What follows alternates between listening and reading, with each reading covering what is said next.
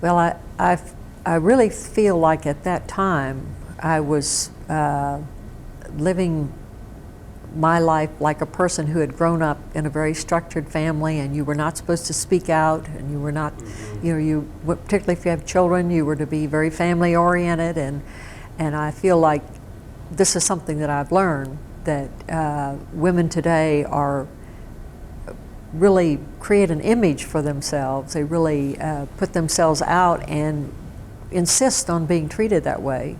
And I feel like I never really insisted on it. I just did my thing, and that's kind of the way I treated it. And I feel like it was unfortunate for me to do that. But by the time when I got to Columbus, I had my fourth child, my third daughter, Meredith. So I had a lot of activity going on and off all the time. Oh, yeah. I know you did that. And my kids often laugh about the fact that I would be trying to do plaster molds, and I came home one day and Adrian and Meredith had been into my garbage can full of plaster, and they looked like powdered donuts, and then they'd gotten into the laundry and into the washer. Oh, it was unbelievable. And that was not unusual. In fact, the same thing had happened in New York. Hillary and one of the neighbor kids had gone into one of the rooms that I had acrylic paints and stuff, and they went in there and took all the tubes and just squeezed them all over the room, just threw acrylic paint on everything. Oh, wonderful. So, I just was practically in hysterics when I saw what they had done. I was laughing so hard, I couldn't believe it, that they had spent the afternoon having such a glorious time. Oh, and I bet they did. Oh. I bet they did. So I feel like when you have a family, things get pretty confused, and I was not really well directed. But finally, after I had my fourth child, a fellow called that was a manufacturer's representative in New York that I knew, and he called me, and I think I had had the baby a month before, and he called and he said, "Well, Betty, I just kind of wonder, I don't know what you're doing these days, but I wondered if you might be interested in talking to Viking Glass Company about doing some designs." I said, "Oh gosh," I was practically in tears.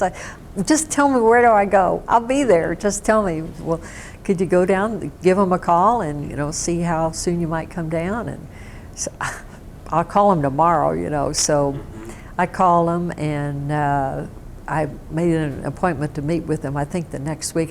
When I went down there, it was 6 weeks after the baby had been born, and I was so thrilled to go down there, I was out of there. Of course, I had babysitters and everything, but I was down there, and I was just in heaven, So I realized that I had to sort of get my mind thinking about design, because that was so much a part of my personality that I just couldn't function without having this going on all the time, and this opportunity to express myself, really. Right.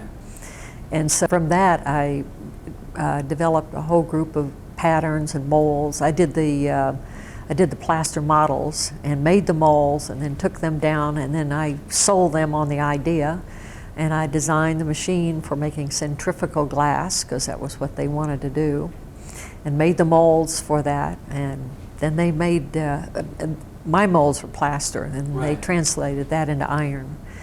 And so then they asked me if I wanted to come down the day that they were going to start the whole thing up and put the glass in, see if it worked. You said, "No, I'm not doing it." I said, "I'll be there." So I came down, they put the glass in, and the glass just glided up the side. They just started making the stuff, and the whole factory stopped working. They all came over to see. Yeah, and of course, this woman in the factory, that was a big, big deal. Of course, they had women packing and stuff, but they never had any women in the hot glass part. Yeah. And it again was a handcrafted glass company.